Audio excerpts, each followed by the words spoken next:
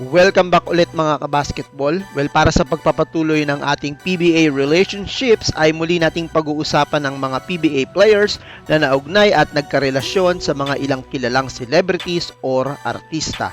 So narito ang ating part 2. Una sa aking listahan ay ang dating player ng Santa Lucia na si Chris Tan at ang artistang si Sherilyn Reyes.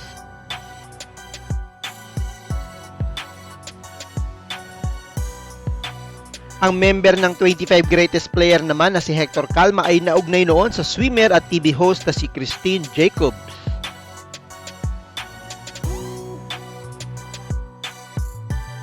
Samantala, ang big man na si Romel Aducol naman ay na-link noon sa aktres na si Asunta De Rossi.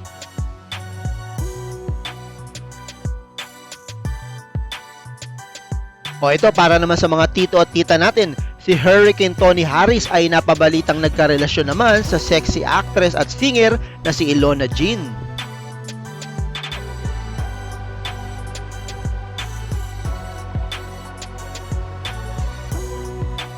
O ito pa ang isang import, ang Alaska Reinforcement naman na si Diamond Simpson ay nagkarelasyon noon sa actress at singer na si Denise Laurel, kung saan nga nagkaroon pa sila ng isang anak.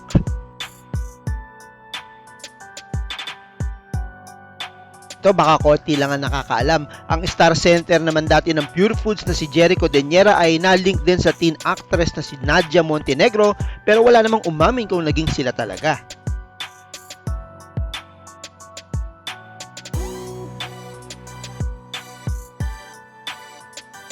Speaking of pag-amin, ito wala nang dapat aminin pa dahil naging sila naman talaga, si Dondon Hontiveros at Valerie Concepcion.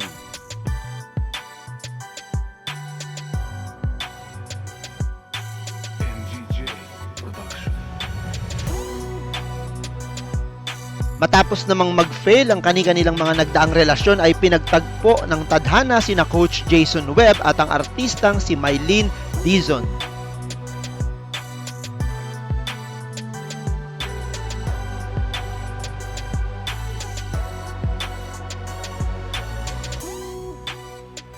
Ang player naman dati na si Lowell Briones ay naka-live-in noon ang dating sexy actress na si Rita Magdalena, pero nauwi rin sa hiwalayan ang kanilang samahan.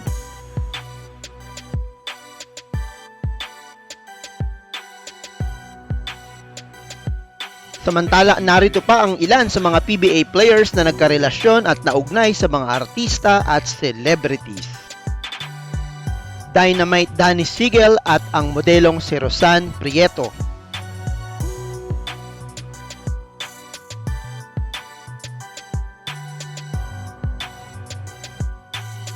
Rob Duat at ang dating beauty queen turn actress na si Daisy Reyes.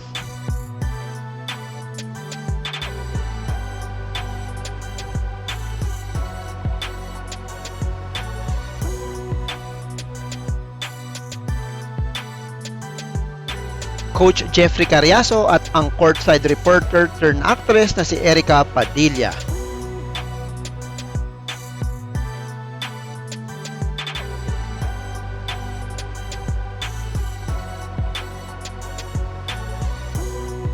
Coach Bong Ravena at ang dating UAAP commentator at volleyball player na si Mozy Pascual Crisologo, na nanay naman ni Kiefer at Curdy Ravena.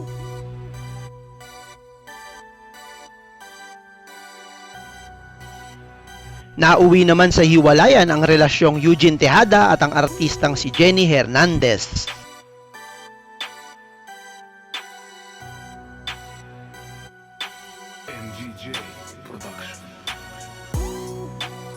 Ryan Aranya at ang modelong si Charm de la Cruz.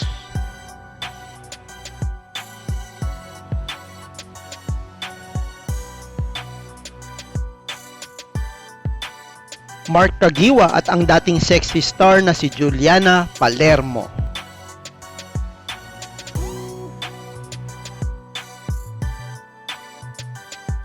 Ang 8 times PBA champion naman na si Nick Velasco ay nakatuluyan ang 2003 Binibining Pilipinas Miss World na si Rafaela Yunon.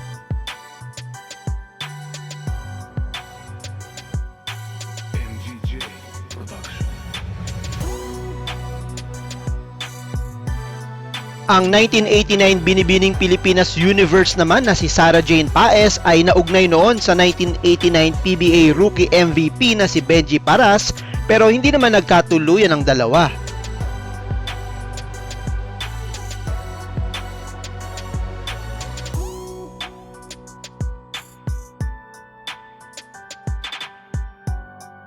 Ang 1990 PBA Rookie of the Year naman na si Jerry Esplana ay pinakasalan noon ang 1990 Binibining Pilipinas title holder na si Jennifer Pingri, na kapwa naman naging counselor sa siyudad ng Valenzuela.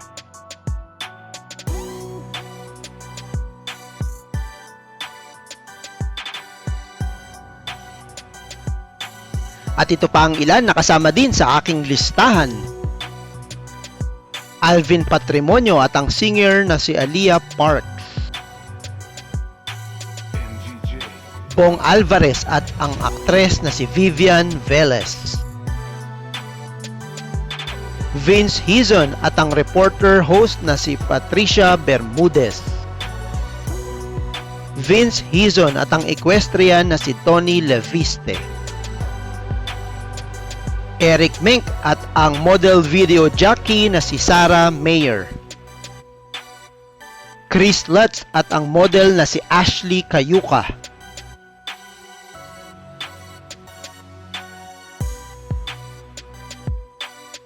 Robert Bolick at ang San Beda volleyball star na si Abby Marano.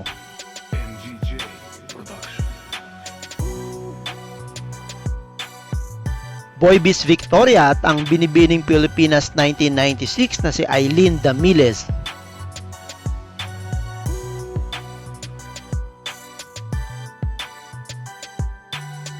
Kiefer Ravena at ang volleyball star na si Mika Reyes. Paul Desiderio at ang UP courtside reporter na si Agatha Yuvero. Ray Parks Jr. at ang tennis player at aktres na si Maika Rivera. Simon Atkins at ang aktres model na si Sam Pinto.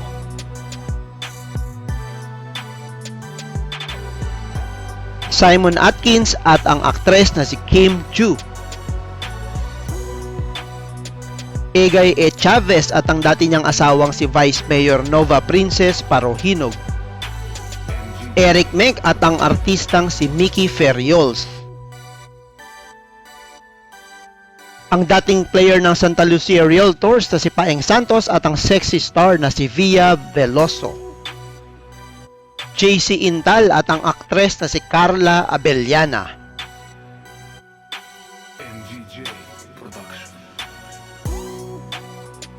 Rob Wainwright at ang aktres na si LJ Moreno.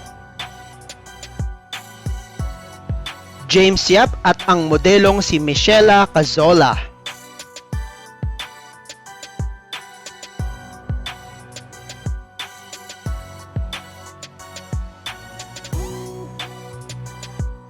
Si Nico Salva at ang Miss World 2013 na si Megan Young.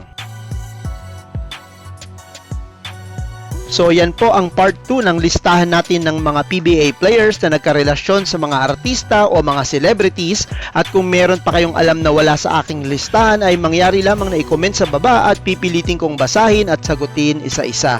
Manatili namang naka-tune in sa channel na ito at huwag din kalimutang mag-subscribe para araw-araw may PBA trivia kang mula sa akin. Well, hanggang sa muli!